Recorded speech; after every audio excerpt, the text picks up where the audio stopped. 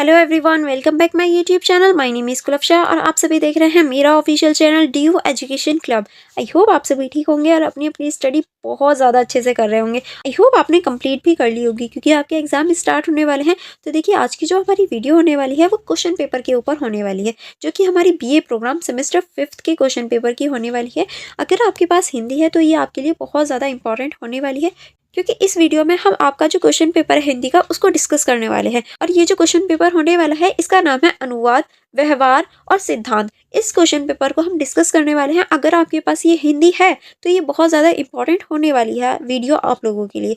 देखिए, चलिए स्टार्ट करेंगे। जैसे कि आप देख सकते हैं, ये जो क्वेश्चन पेपर है ये आपका टोटल 75 मार्क्स का होने वाला है और इसके लिए आपको 3 घंटे दिए जाएंगे। देखिए, बहुत सारे स्टूडेंट जो होते हैं वो डायरेक्ट क्वेश्चन पेपर लेते हैं और लिखना शुरू कर देते हैं, जो कि इनकी बहुत बड़ी इसलिए मिस्टेक होती है। वो आप बिल्कुल मत कीजिएगा, क्योंकि जो निर्देश होते हैं वो पढ़ने अनिवार्य होते हैं, ताकि आपको पता चल पाए कि आपको कितने क्वेश्चंस अटेम्प्ट करने हैं और किस तरह से आपको अटेम्प्ट करने हैं। ओके, जैसे कि आप देख सकते हैं यहाँ आपको कुछ निर्देश दे रखे, जिसमें से आप देख सकते हैं यहाँ आपको 6 प्रश्न देखने को मिलेंगे, लेकिन आपको सिर्फ 4 प्रश्न अटेम्प्ट करने, 6 के 6 अटेम्प्ट नहीं करने, सिर्फ 4 अटेम्प्ट करने। और देखिए, जो सभी प्रश्न हैं वो 1 अंक के बराबर हैं, यानी सभी के जो अंक हैं वो बराबर हैं। सभी के जो अंक होंगे वो आपके 18.75 का एक क्वेश्चन होगा। तो आपको इसी के अकॉर्डिंग इन्हें अटेम्प्ट करना है। ऐसा नहीं है सिर्फ 2 पेज में आप इन्हें छोड़ देंगे, नहीं, सबके जो मार्क्स हैं वो इक्वल होंगे, तो आपको उसी के अकॉर्डिंग अपना क्वेश्चन लिखना होगा। ठीक है, चलिए फिर स्टार्ट करते हैं हम लोग। जैसे कि आप देख सकते हैं, ये आपका फर्स्ट क्वेश्चन है। फर्स्ट क्वेश्चन है आपका, भारत में बहुभाषाई परिदृश्य के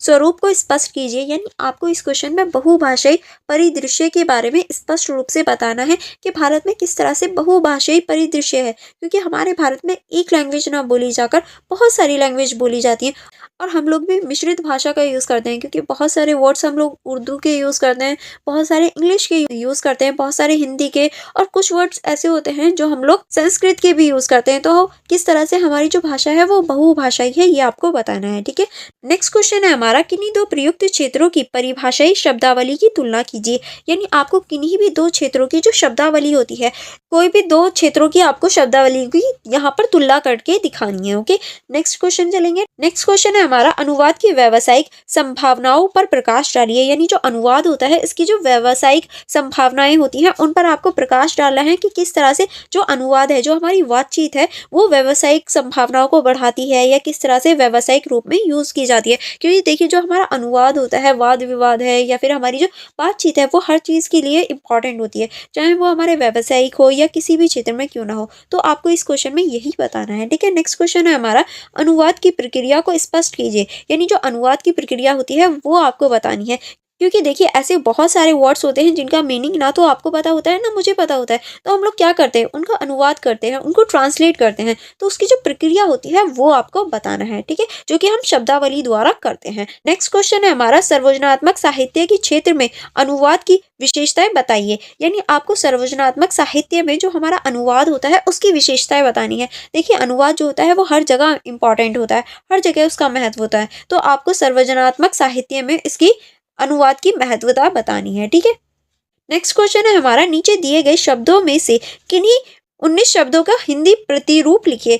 यानी देखिए, यहाँ पर आपको बहुत सारे शब्द दे रखे हैं, उनमें से किन्हीं आपको छांटकर 19 शब्दों के हिंदी में रूप लिखना है। यानी इनको इंग्लिश में तो ये बोलते हैं, हिंदी में क्या बोलते हैं ये आपको बताना है।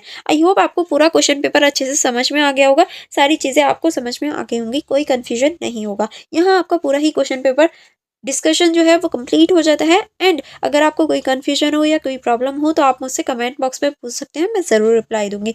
एंड फॉर मोर कनेक्टिविटी आप मेरी टेलीग्राम ग्रुप को ज्वाइन कर सकते हैं, जहां आप मुझसे जुड़ सकते हैं। डायरेक्ट मैं लाइव आती हूँ, आप मुझसे लाइव क्वेश्चन भी पूछ सकते हैं वहाँ। अगर आपको कोई प्रॉब्लम हो या कोई क्वेरी हो तो आप मुझसे वहाँ पूछ सकते हैं। ओके, एंड आप मेरी इंस्टाग्राम आईडी को भी चेकआउट कर सकते हैं, वहाँ भी आपकी स्टडी से रिलेटेड सारी इन्फॉर्मेशन मिल जाएगी। चलिए, अब हम मिलेंगे नेक्स्ट वीडियो में। आप मेरी वीडियो को लाइक करना एंड अपने फ्रेंड्स के साथ शेयर करना मत भूलिएगा। Thank you for watching everyone.